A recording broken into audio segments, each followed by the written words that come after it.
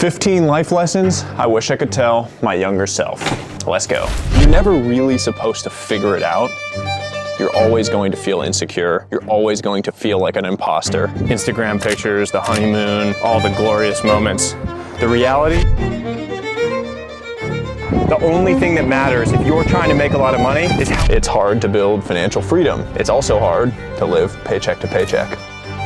The vast majority of your success in life is determined by your ability. Most of your friends aren't really your friends. The time you have with the people you love most, it is terrifyingly finite, as I found out the hard way. Lesson number 1, no one has it all figured out. There's a tendency to think when you're young that the people that you look up to and admire have everything about their life sorted out, everything's figured out, everything's perfect, they know exactly where they're going, they know exactly what they're going to go do. The reality is that no one has any idea what they're doing. Everyone has the same insecurities, the same struggles, the same problems. The truth is that some people are just better at putting on a brave face and marching into the unknown. The most successful people in the world are just better at embracing feeling like a beginner, at embracing their insecurity, at opening up to that vulnerability, and at continuing to just take one step forward each and every day, even when they don't feel good, even when they have no idea what the 100th day looks like. You're never really supposed to figure it out when it comes to your life. It's just a truth that I've learned over time. You just get slightly better each and every day at figuring it out as you go. It's not an end point, it's not a destination, it's not something where you suddenly arrive and understand how all of this works and understand the meaning of all of it. You're always going to feel insecure, you're always going to feel like an imposter, especially when you're pushing yourself a little bit beyond your current core competency into those areas that you know are going to create growth. How you doing, boss? How are you? All right. Lesson number 2. Everything you want in life is on the other side of something that sucks. This is a harsh truth for a lot of people to come to terms with. Nothing in life is ever going to be easy. Life is hard. But fortunately, you get to choose your hard. It's hard to build meaningful and deep relationships. It's also hard to live on the surface with everyone around you.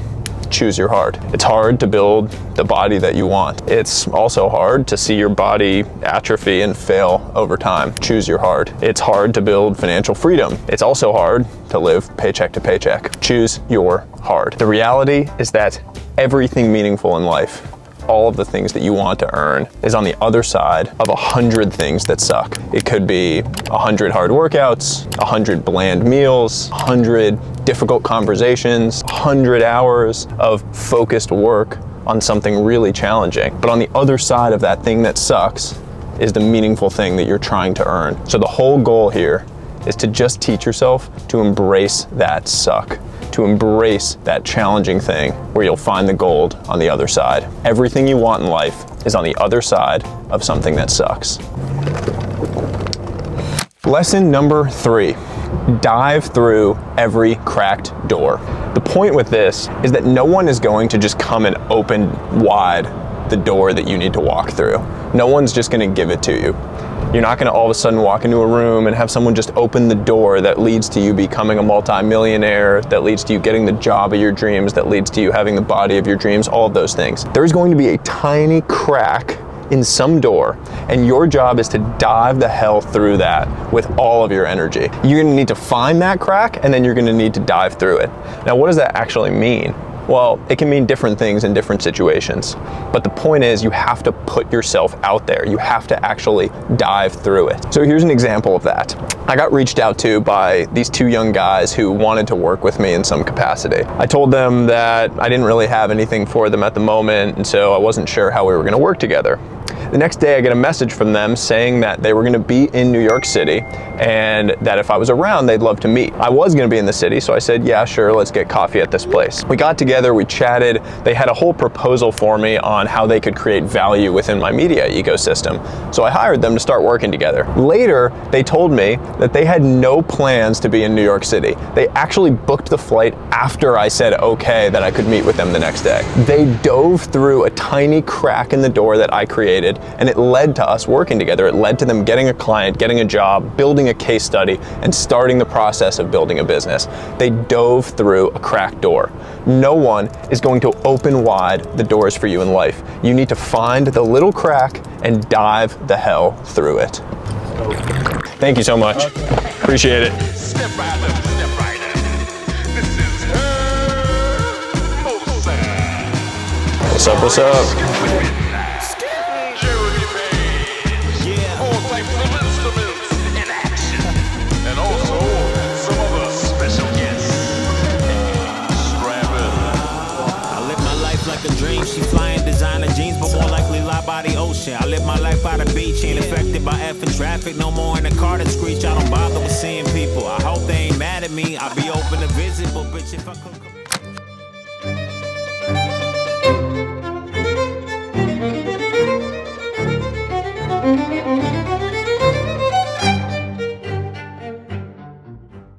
Lesson number 4, no plan has ever survived first contact with the enemy. I think it was Mike Tyson that famously said, everyone has a plan until they get punched in the mouth. It's 100% true. You can plan all you want, you can sit down and map out your entire life, create your vision board, create the whole story of how everything's gonna go in your mind, but the harsh reality is that life is gonna punch you in the mouth. Chaos is going to ensue, everything's gonna go to hell, and your life is made and determined by how you respond after that fact. The world is run by people who got punched in the mouth and had the courage and grit to get back up. Never, ever bet against the person who just keeps getting back up.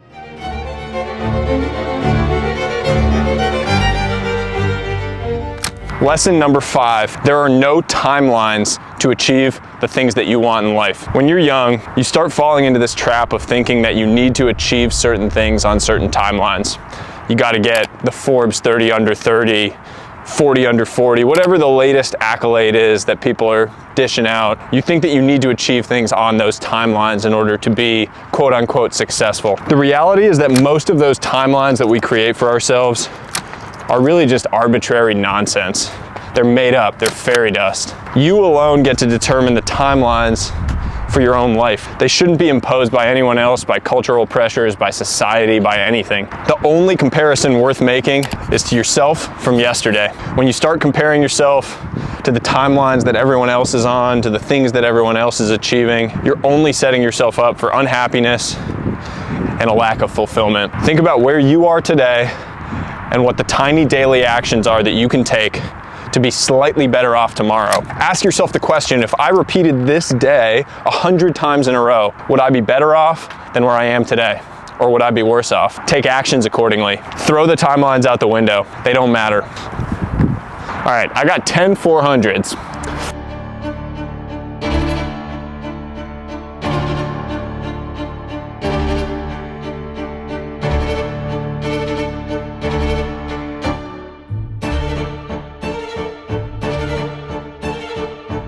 That was harder than it should have been. I ran that too fast. I'm supposed to be at a 5:45 pace. Ran that at 5:10. Too fast. Gotta slow these ones down. Otherwise I'm gonna be struggle busing.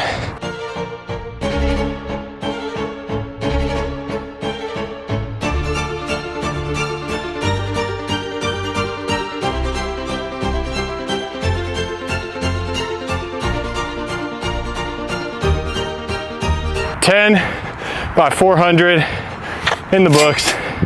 Did them all a little bit faster than I was supposed to, but felt okay. It's a beautiful day. Hard to be mad. Gonna head back over to the gym, 30 minutes-ish to recover. Then we're gonna hit this leg session. Let's go get it. Lesson number 6, create value, receive value is the only rule that matters. I think of this as the golden rule for life. When you're starting out in your career, all you should be focused on is how can you create enormous value for the people in your life, for the people you're working for the people you want to work for. If you're focused on how your investments are performing, what your strategy is, what your plan is, where your energy is, you're studying for the wrong test. The only thing that matters if you're trying to make a lot of money is how much value can you create for other people. Every single billionaire in the world, every single centimillionaire in the world, every single decamillionaire in the world, the reason they've made that much money is because they created 10, 100, 1,000 times as much value as that, and then they captured a little bit of it along the way. That's what you need to focus on. And you don't create value in obvious ways. You're not always gonna know the exact way that you can create value for the people around you. You need to figure it out. You need to learn what they need and how can you actually go out and provide that little thing. It's not always gonna be given to you. Someone's not gonna come to you and say, here, create value for me in this way. You need to do a little bit of work to figure it out. You need to do the work to figure out what they might need. If you come to someone and you say, how can I create value for you? Now you're making them do work. They have to think about, oh, okay, what is this person good at? What are their deficiencies? Where can they fit in? That's a lot of work that you're now placing on the other person. The better way to do it is to do some research. Do a little bit of digging on what does this person need? What are this person's holes? What are the opportunities that might exist for this person? And how can I be the one that comes in and fills those opportunities? That's creating value. And by the way, you can create value in some tiny little way that has nothing to do with your long-term plan, and it can lead you down the most amazing path.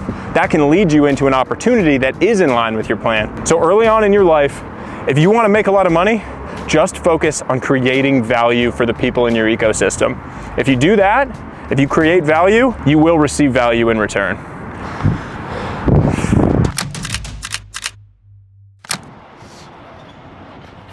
Lesson number 7, when it comes to relationships, focus on growing, not on falling. What do I mean by that? When you're young, you think that loving relationships are all about falling in love, about the Instagram pictures, the honeymoon, all the glorious moments. The reality is that most of life, 99% of life, is just sitting on a couch doing nothing. So when you find someone that you're willing to do nothing with, that is your person. That's the person that you need to embrace, the person that you need to be around. And that is much more about growing in love than it is about falling in love. Growing in love is the shared struggle. It's crawling through the mud together. It's working through those challenges. It's being willing to admit your faults. Those are the things that actually matter in the long run, the things that are actually going to drive you forward in your relationship and allow you to thrive over all of the different seasons of life.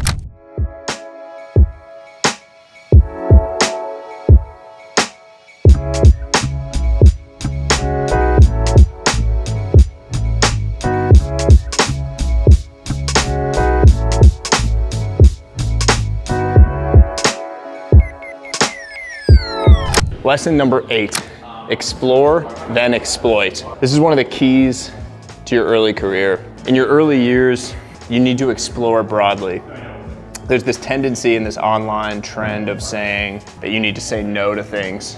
You need to say no to more stuff so you can focus. The reality is that you don't know what to focus on until you explore broadly, until you see a whole bunch of different things. If you imagine like a video game where you start on a map and everything is black around you, only your spot is lit up, you can't possibly think that that is the one spot that has gold in it. You need to go out and explore. You need to cast your light out on all the other areas of the map. And that's 10 years of your life. That's like taking different jobs, that's trying different things, new opportunities, whatever else is out there. And then once you've done that, then you can figure out where the gold is so that you can dig deep in that one area. So you explore first to cast light all over the map, then you exploit and dig deep in that one area to find the gold.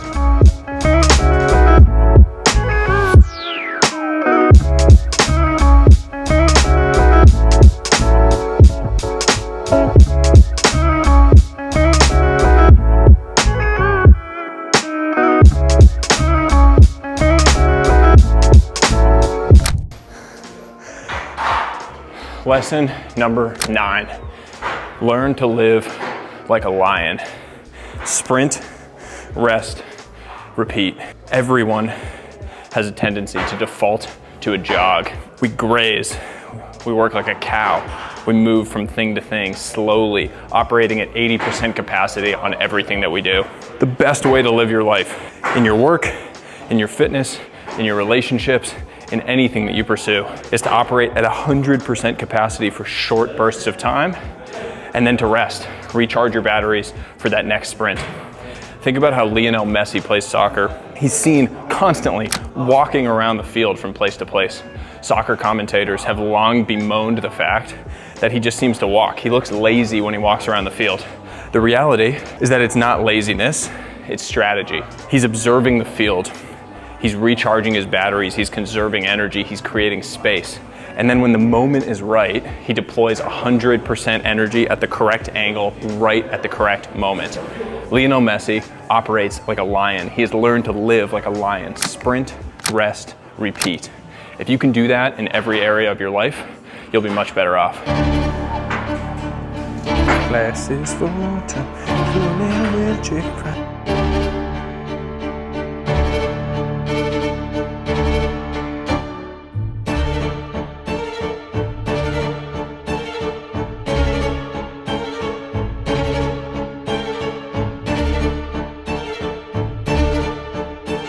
God damn.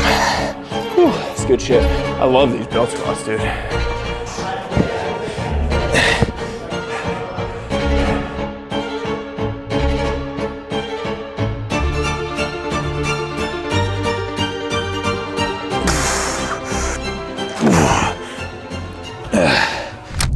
Lesson number 10, do the old-fashioned things well.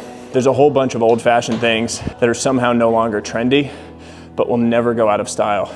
Stand up straight, be reliable, show up early, stay late, be kind to people, hold the door, smile at people. These are all considered old-fashioned things, but if you do them on a consistent basis, you'll always stand out from the crowd.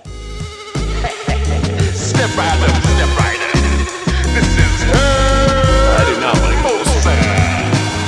Starring Skip Whitman, Jeremy Page, all types of instruments in action, and also some other special guests. Strap in.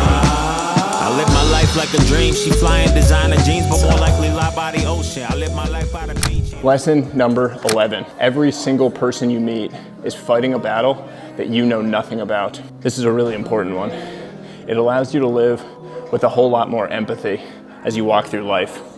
You cannot judge someone on the basis of a tiny sliver of information. You're encountering someone for one tiny second during the course of their life. They have their own circumstances, their own challenges, their own struggle, and everyone is fighting some battle that you know nothing about. Live with a little bit more empathy. Live with an understanding that anyone you encounter might be having their worst day of their life. Remember that as you walk through life, and you'll be able to live with a lot more genuine kindness, empathy, and happiness.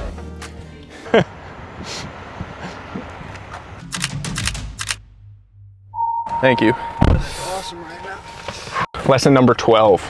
Everything in life is cyclical. There's a famous story that I love about the farmer and the horse. Story goes like this. There's a farmer who has a prized horse. One day the horse runs off. All the villagers come to the farmer and say, "Oh, how unlucky that your horse ran away." And he says, "Maybe." The next day the horse comes back with 2 wild horses. All the villagers come and say, "Wow, how lucky, now you have 3 horses." The farmer responds, "Maybe." The next day his son is out riding one of the horses when it bucks him off and breaks his leg. All of the villagers come to him and say, "How unlucky that this happened to your son." He says, "Maybe." The next day the army comes to take all able-bodied men away for a war, and his son is unable to go because he has a broken leg. The villagers come and they say, "How lucky that your son was hurt and unable to go." And the farmer again responds, "Maybe." Now the point of that story is that everything in life is cyclical. We don't need to apply a narrative to every single phase, every single event, every single thing that's happening. We can simply allow events to be. The seeds of destruction are actually sown during periods of creation and growth. The seeds of creation and growth are sown during periods of destruction. When you're in your dark times in life, you have to realize that the seeds of your next rebirth, of your next creation, are already being planted. You're already starting to see the light that could come at the end of that period of destruction. There's a common theme in ancient Indian traditions called Kala Chakra, which is the circle of life, the wheel of time. And what it says is that time goes through a natural 3-step cycle from creation to destruction to rebirth. So you go through those periods of creation, the periods of growth when everything is great, when your life feels incredible, but know that destruction is coming. And during those periods of destruction, you have to realize that your rebirth is already being planted. Your rebirth is going to come. There's a famous quote that I'll finish with from an ancient poet named Rumi, who said, "The wound is where the light enters you," meaning those pains, those sorrow, those periods of struggle, those periods of torment. It's during those periods and allowing yourself to sit during those periods that the light, that the inevitable period of growth, the inevitable period of rebirth actually enters you. So allow yourself to sit through that destruction, allow yourself to experience that, and the light is always on the other side. Lesson number 13, never, ever bet against the person who just keeps showing up. The vast majority of your success in life is determined by your ability to do the boring things well over and over and over again. If you can do that, you'll eventually succeed. So the rule is to never bet against someone who's willing to just keep showing up day in, day out, who's willing to do those tiny, boring, ordinary things and have enthusiasm and a good attitude around them over the long run. Anyone that can do that will eventually make it. So if you can foster that in yourself, if you can create that mentality that you're just going to keep showing up, you will eventually win. Lesson number 14, most of your friends aren't really your friends. They're just along for the ride when it's fun, when it's convenient, when it's valuable, and they'll be gone when it's none of those things. Your real friends are the ones who are there for you when you have nothing to offer in return, when you're down and out, when the struggle has hit you, when you're experiencing that darkness. Those are your real friends. Those are your darkest hour friends, and they need to be cherished. They're few and far between. You're not gonna have 15 or 20 of those people in your life, and that's okay. If you have 5, that's incredible. If you have 3, that's incredible. Hell, if you have 1 person like that in your life, that's all you need. Find your darkest hour friends and cherish them. And that brings us to lesson number 15. Life is much more fragile than you think. In May 2021, I had a conversation that changed my life. I was having dinner with an old friend when he asked how life was going.